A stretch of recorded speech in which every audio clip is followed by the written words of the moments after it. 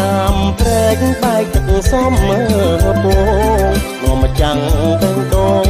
ទៅលេងបិណ្ឌជុំនាំយកចង់ហាន់អន់សំជែកនំជូនទុកម៉ែខ្ញុំតាយាយអ៊ំខ្លាំង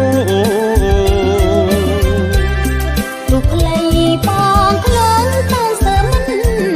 ជាប់ខ្លាចស្រាំងកំពុំអូនទុំមិនឈ្នះ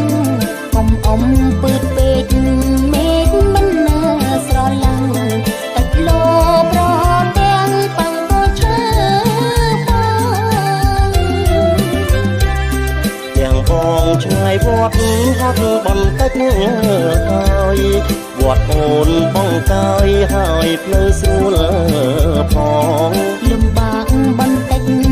បានបន់ច្រើនណាបងមួយឆ្នាំជុំម្ដងបងកុំត្អូញញើត្អើយើងឡើងវិញក៏ជាព្រះពុទ្ធរូបរួចជូនទានធូបប្រាំងកាំងពុកម៉ែទំនៀមទម្លាប់មានជាប់មើលហោហាយយើងជាកូនខ្មែរត្រូវឆ្លើយឲ្យទូ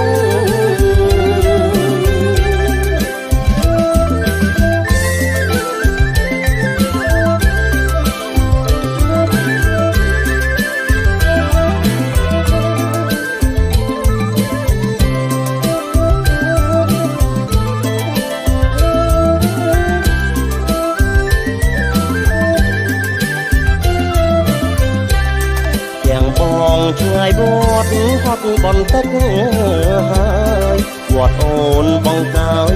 ហើយផ្លូវស្រួលផងលំបាកបន្តិចបាន